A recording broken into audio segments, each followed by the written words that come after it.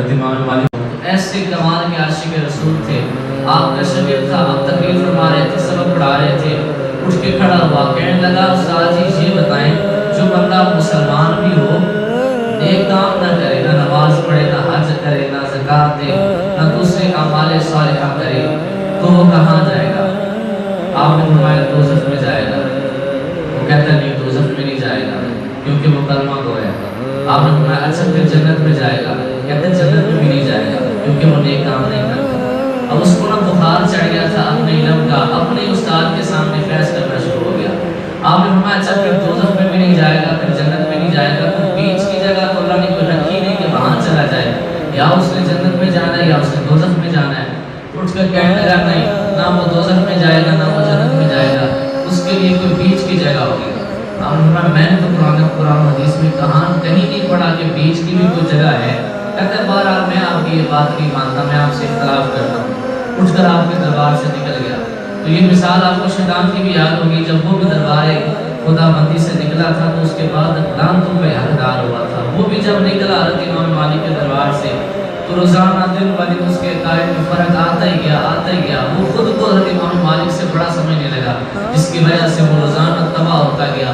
کچھ اس کے ماننے والے بھی تھے تو انہوں نے یہ فرقہ شروع کیا جس کا نام پڑ گیا معتزلہ فرقہ، کیونکہ انہوں نے آپ رضی اللہ تعالیٰ عنہ کی تعلیمات سے اپنا رستہ جدا کر لیا تھا، لہٰذا آپ اس فرقے کا نام معتزلہ پڑ گیا۔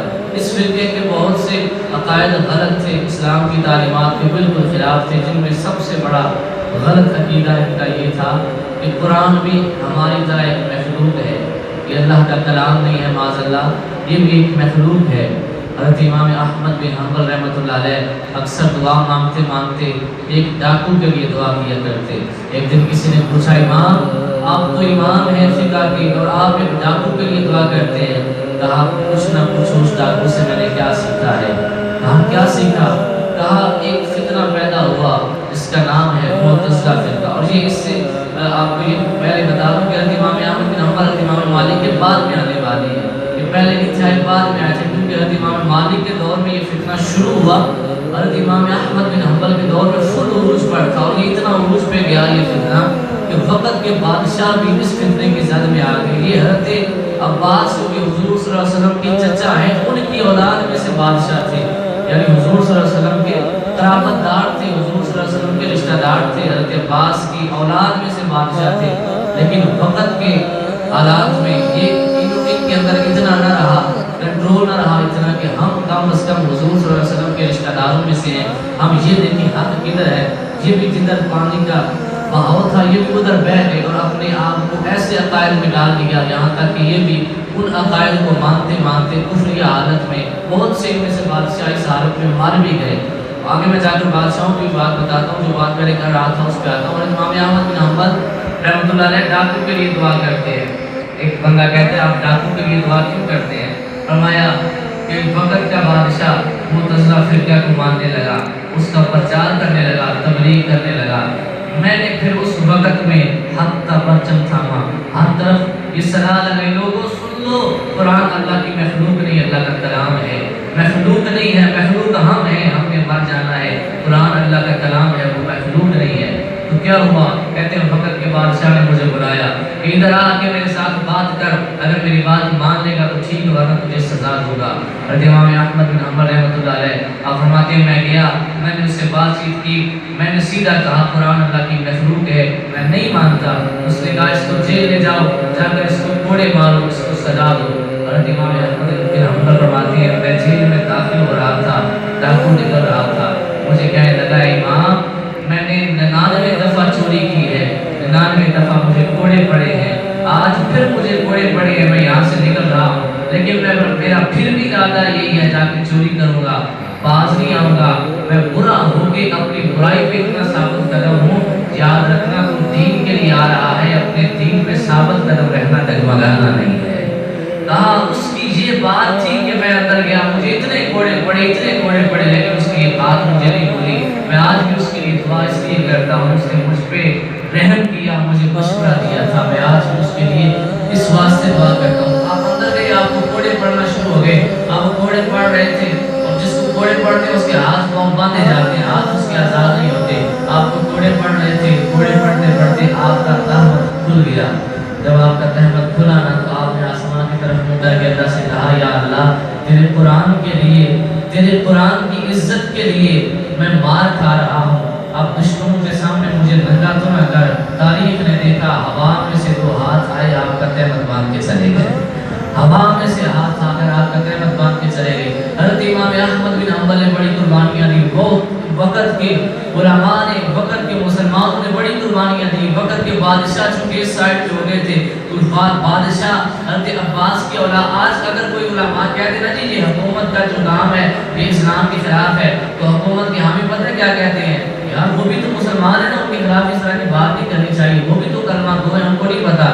میں کہتا ہوں وہ کلمہ گو نہیں تھے جو حضور کے چچا کی اولاد میں سے بھی تھے, لیکن وہ کیا انہوں نے کیا, اتنے برے فتنے کی زد میں آ گئے. تو حضرت امام احمد بن حنبل اٹھے, ان کے خلاف بولے, یہ نہیں دیکھا تھا یہ حضور کی اولاد میں سے ہے, یہ حضور کے چچا کی اولاد میں سے ہے, حضور کے رشتہ دار بنتے ہیں, یہ نہیں دیکھا تھا. ان کے خلاف بولے تھے, سرے عام بولے تھے. ہر وقت اس وقت جس لحاظ سے جو بھی بادشاہ آتا, اس وقت میں جو بھی عالم ہوتا, وہ اس فتنہ کے خلاف ضرور بولتا. یہاں تک کہ ایک عباسی خلیفہ تھا جس کا نام تھا معتصم باللہ, بالکل چٹا پڑ تھا, کچھ ایک لفظ بھی اس کو نہیں آتا تھا. اور طاقتور پتہ ہے کتنا تھا, یہ جو سکہ ہوتا ہے نا ٹھیپا جسے پنجابی میں کہتے ہیں, اس کو ہاتھ میں پکڑ کے ایسے رگڑتا تھا, اس کے نقوش مٹا دیتا تھا, اس کے اوپر جو ہوتا مٹ جاتا. اتنا طاقتور تھا, سکہ پکڑ کے دباتا تو اس کے اوپر جو نقش ہوتے مٹ جاتے, اتنا طاقتور تھا. اس کو جا کر جب انہوں نے اس فرقہ کی دعوت دی, تو یہ یاد رکھیے آج بھی قادیانی جس کو جا کے دعوت دیتے ہیں, جو بھی دوہرا فرقہ کسی کو دعوت دیتا ہے, وہ فلسفہ کے اصول مد نظر رکھتے ہوئے اس کو دعوت دیتا ہے. وہ فلسفہ کو سمجھنا ہر عام بندے کی بس کی بات نہیں ہوتی, وہ ذہن میں آ جاتا ہے. وہ تو تھا چنتا نہ پڑھو, اس نے تو ایک لفظ ہی پڑھا تھا, اس کو جا کر جب انہوں نے کہا تو وہ بھی اس ذہن میں آ گیا. اب وہ تو پہلے بڑا ظالم تھا, بڑا طاقتور تھا, اس نے اس پہ مزید عمل کرنا شروع کر دیا, فوجوں کو اس کام پہ لگا دیا, جاؤ جا کر بستیوں میں اعلان کر دو, جو معتزلہ فرقہ کو مانے گا وہ بچے گا, جو نہیں مانے گا اسے مار دیا جائے گا. اتنا تشدد کیا, بہت لوگوں نے قربانیاں دی. اب آگے یہ فتنہ ختم کیسے ہوا؟ ویسے تو علماء کی بھی اس میں بہت کردار ہے, ہر عالم نے اس کے خلاف جہاد کیا, ہر وقت کے غنی نے, ہر ائمہ میں سے ہر امام نے اس کے خلاف جہاد کیا. لیکن ایک بات ایسی ہے جو بہت مزے کی ہے, لطیفہ بھی ہے, اور وہ کام بھی بڑا مزے کا ہے. ایک مراسی تھا, اور میں نے مراسی کا لفظ اس لیے بولا کہ یہ تاریخ میں بھی اسی طرح آیا ہے, کوئی ناراض نہ ہو, یہ لفظ آیا ہی ایسے ہے. اسے جب پتہ چلا نا کہ اس طرح سے فتنہ شروع ہوا ہے اور علماء کے اتنی جدوجہد کے باوجود بادشاہ ماننے پہ راضی نہیں ہے, اس نے ایک بندے کے پاس بیٹھا, کہتا مجھے بتاؤ اس فرقے کے بنیادی عقائد کون سے ہیں؟ اس نے کہا بہت غلط عقائد ہیں, لیکن جو سب سے خطرناک عقیدہ ہے وہ یہ ہے کہ یہ کہتے ہیں قرآن اللہ کی مخلوق ہے, اللہ کا کلام نہیں ہے. اس نے کہا اچھا بادشاہ کے ساتھ میری میٹنگ کرواؤ. اس نے کہا یہ نہ ہو تو بادشاہ سے جا کے بات کرے اور ہار جائے تو بادشاہ تجھے قتل کروا دے, وہ ہے بڑا ظالم. اس نے کہا اگر قرآن کی خاطر قتل ہو گیا اس سے بڑھ کے اور کیا چاہیے. بادشاہ سے میٹنگ طے ہو گئی, اسے پتا تھا بادشاہ چٹا پڑا. اس نے کہا میں اسے دلائل نہیں دوں گا, میں اسے عقلی مار دوں گا. اس نے کہا ٹھیک ہے. وہ گیا اور وقت طے ہو چکا تھا, بادشاہ کے پاس گیا. جب مراسی دربار میں داخل ہوا رونا شروع ہو گیا, جاتے ہی بادشاہ سے لپٹ گیا, رونا شروع ہوا, رو کتنا رو رہا ہے. بادشاہ نے کہا کیا ہوا؟ کہتا ہے جی قرآن فوت ہو گیا, کل اس کا پورا ختم ہے, آپ نے میرے ساتھ جانا. بادشاہ غصے سے سوچ رہا ہے چل دفعہ ہو, قرآن میں فوت ہوتا ہے. کہتا ہے تو ہی تو کہتا ہے مخلوق ہے, تو مخلوق ہے وہ فوت ہو جاتی ہے. اب مان جا قرآن اللہ کی مخلوق نہیں, اللہ کا کلام ہے. کہتا ہے تم نے تیری یہ تعلیم ہے نا, تو کہتا ہے کہ قرآن مخلوق ہے, کچھ مخلوق کو فوت ہو جاتی ہے, تو مخلوق کا تو مرنا ضرور ہے. کل نفس ذائقۃ الموت, ہر ذی روح نے موت کا ذائقہ چکھنا ہے. جس کی بھی جان ہے, جو بھی نفس ہے, اس نے موت کا ذائقہ چکھنا ہے. تو کہتا ہے مخلوق ہے, تو مخلوق نے تو مر جانا ہے. تو قرآن فوت ہو گیا, کل اس کا مدہ ختم ہے.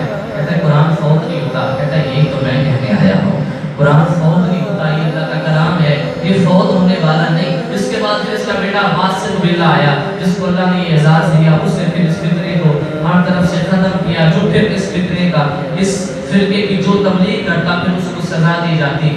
واسق باللہ, اس کو اللہ تعالیٰ نے یہ اعزاز دیا. کچھ عرصہ پہلے یہ بھی اس فرقے کا ماننے والا تھا, بعد میں اس کو اللہ نے ہدایت دی. تو یہ وہ بادشاہ تھا جس نے پھر اس فرقے کو ختم کیا. اس کے بعد پھر جو اس کی اولاد میں سے عباسی خلیفہ آئے, وہی عروج اللہ تعالیٰ نے ان کو وہی عظمتیں پھر سے عطا فرمائی. لیکن یہ جو بیچ کی جو کڑی ہے جس میں معتصم باللہ اللہ اور اس کے علاوہ بہت سے حکمران آئے، یہ سارے کے سارے جہنم کا ایندھن بنے۔ وجہ کیا بنی؟ اللہ نے یہ نہیں دیکھا کہ یہ کون ہے، یہ میرے نبی کے چچا کی اولاد میں سے ہے، یہ دیکھا کہ ان کا عقیدہ کیا ہے۔ اس سے